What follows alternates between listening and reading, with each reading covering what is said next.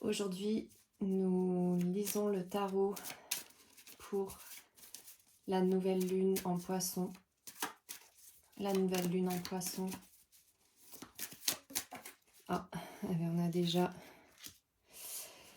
le roi d'épée qui sort. Alors le roi d'épée, bien entendu, c'est quelqu'un qui tranche, qui sait trancher, qui sait ce qui doit partir et ce qui doit rester. Je pense que c'est vraiment... on nous parle là de cultiver le discernement et vraiment être en pleine possession de notre mental, c'est-à-dire arrêter d'être le jouet des pensées intempestives. Bon, je vous apprends rien, on pense beaucoup trop. On pense beaucoup trop, on pense mal. On se laisse complètement divertir par les pensées qui partent dans tous les sens.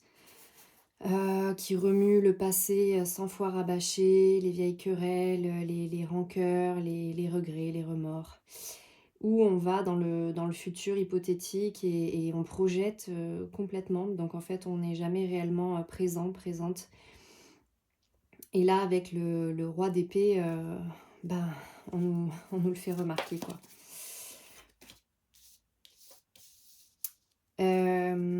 Ok, le 4 de denier.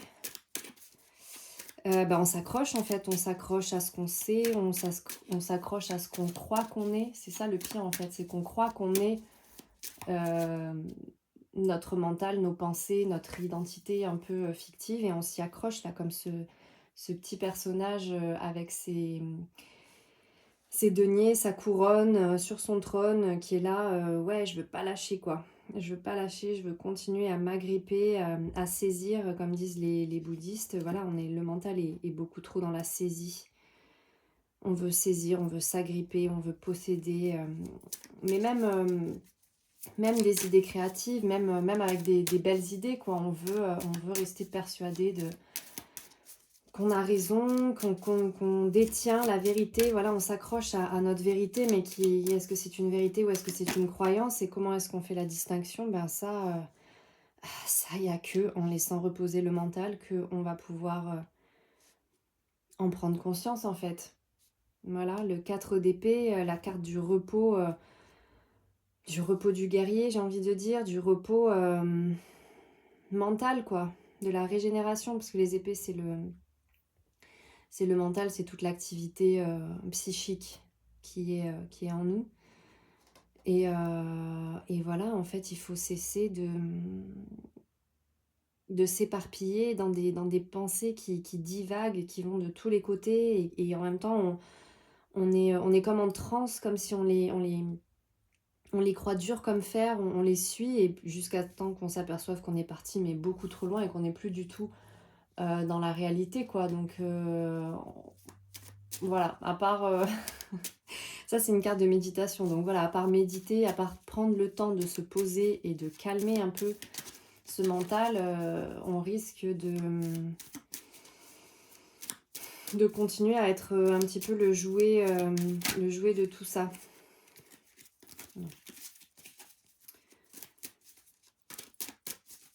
Et voilà, le poisson est quand même un signe qui est plus dans les ressentis, dans l'intuition, dans un savoir, dans des perceptions extrasensorielles.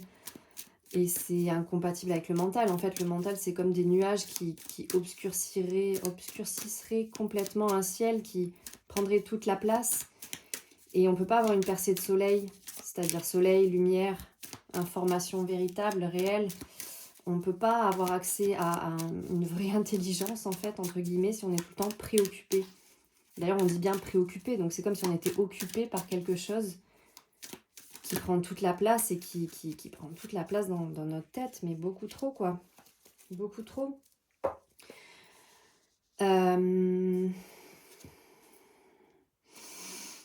Donc, ce qui va être en notre faveur, ce qui va nous aider, c'est de retrouver un peu cette insouciance enfantine, en fait. Parce qu'en fait, le mental, il essaie de... J'allais dire le métal, mais c'est vrai que le mental, des fois, il est dur comme du métal. Il veut absolument... être inflexible, quoi. quand on veut quelque chose, quand on croit que voilà, ça doit se passer d'une certaine manière, je veux dire, c'est quand même assez...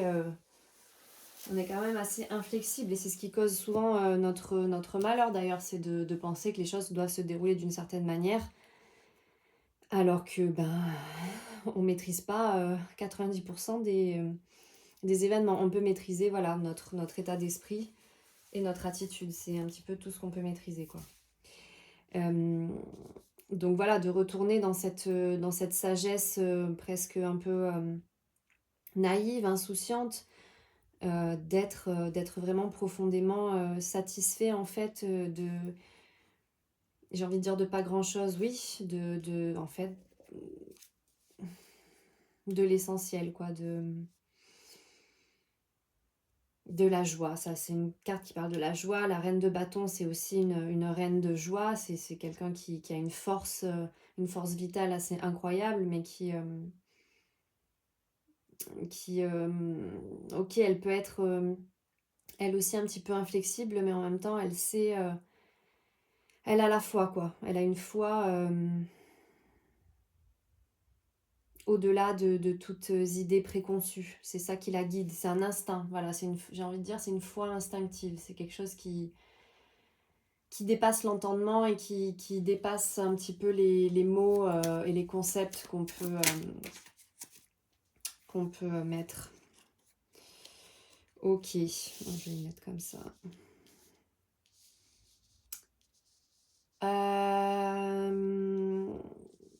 Ouais, c'est... encore une fois, là, on a encore des épées, coupe. Voilà, on a un peu épée contre coupe avec les cavaliers. On a quand même une belle illustration là du mental, toujours galopant, toujours voilà, prêt à partir en croisade, prêt à partir en conquête.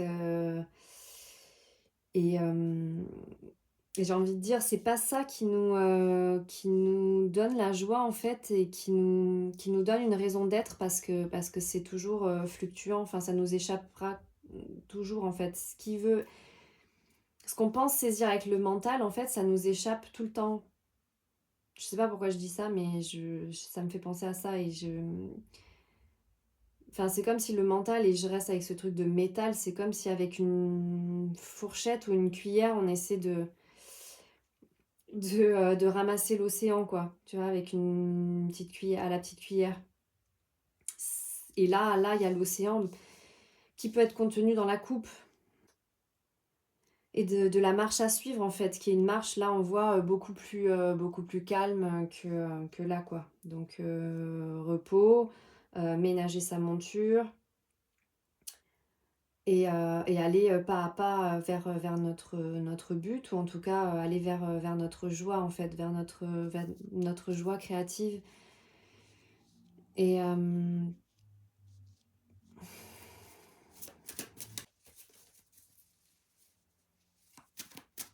qu'est-ce qu'on peut planter en cette nouvelle lune en poisson? La fin d'un cycle. C'est sûr que là, on a eu la fin d'un cycle de 9 ans avec 2025, l'année 9, qu'on vient quand même seulement de clôturer. Là, on clôture tout le cycle zodiacal qui est quand même là. Voilà, on arrive à la fin de la roue du zodiaque, même si c'est une roue, on considère quand même que Bélier, qui va commencer le 20 mars, dans quelques jours, et le début du renouveau de la nouvelle année avec le solstice de printemps. Et c'est le moment où le germe fend la graine. C'est le renouveau, la renaissance. Donc, qu'est-ce qui nous aide pour cette renaissance? Comme je disais,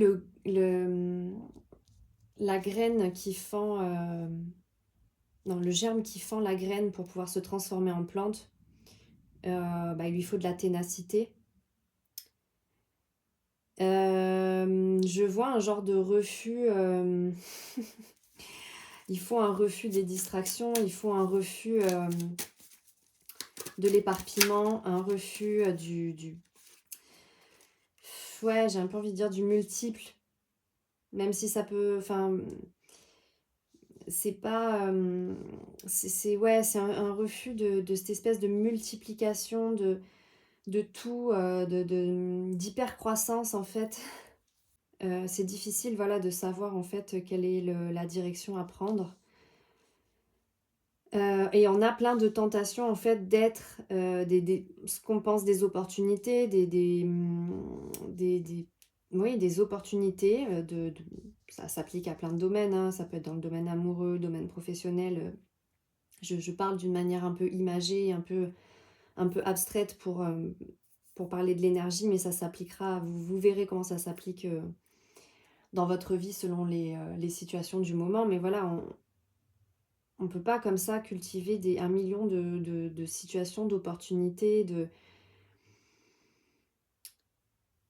parce qu'après on ne sait plus sur quel pied danser et on ne sait plus en fait. Et je pense aussi, voilà, énormément, bon, c'est une préoccupation je pense de beaucoup de monde en ce moment, mais des réseaux sociaux et de l'information en fait en ligne qui est tellement intense que on pourrait passer sa journée, voilà, à scotcher, devant les écrans et à gober, de l'information qui souvent peut être très intéressante. Mais en même temps, elles nous amènent dans tous les sens et elles ne nous font rien créer de concret, en fait. On engrange des choses qu'on oublie aussitôt parce qu'il y a une autre information qui arrive et on n'a plus de place dans le disque dur. Voilà, je sais pas vous, mais moi, en tout cas, j'ai plus de place dans le disque dur, dans mon disque dur, littéral et métaphorique. Donc, à part se reposer et commencer à trier un peu toutes ces idées, parce que là, voilà, il y a une idée de tri aussi, parce qu'il y a une dualité, une binarité, enfin, en fait, il y a tout et son contraire. Tout, aujourd'hui, de l'information est disponible à un tel point que tout est possible de connaître, tout et son contraire. Il y a tous les avis, il y a tous les chemins de vie, il y a toutes les possibilités, il y a toutes les... Donc, à un moment donné, si on se fait pas soi-même son idée, si on défend pas un peu son territoire psychique, euh, ben, on va vers où en fait? On est ballotté, oui, ça c'est peut-être vrai, mais ça aussi, et ça. Et on sait plus en fait finalement qu'est-ce que notre soi véritable, notre essence demande en fait. Qu'est-ce que notre âme, ou appelez-la comme vous voulez en fait, mais cette partie de nous-mêmes voilà, qui est vraiment la plus authentique et qui dépend pas des étiquettes du moment et de la temporalité, on va dire, terrestre. Qu'est-ce que cette, qu'est-ce que cette partie-là de moi veut en fait? Qu'est-ce que je veux vraiment? Est-ce que je veux galoper indéfiniment? Est-ce que je veux pouvoir avoir une seule offre? J'ai envie de dire une seule offre, un seul amour, un seul projet, quelque chose qui est contenu? Ou est-ce que je veux comme ça m'éparpiller un peu dans tous les sens ou m'accrocher en même temps à cette croyance que j'ai que les choses sont telles que je les perçois et que j'ai raison de continuer à m'accrocher des vieilles manières d'être, quoi. Il y a des vieilles manières d'être qui doivent cesser, qui doivent se renouveler. Et pour ça, il y a besoin d'un temps de répit, peu importe combien de temps il dure, même si je pense que là, on est à un point de saturation psychique où bah, il faut que ce soit le plus possible, ou alors en tout cas régulièrement en fait s'accorder des pauses où on se dépose et on n'a pas de distraction, on n'a personne pour nous dire comment penser. Et donc, on a là la nécessité de planter des choses solides en fait.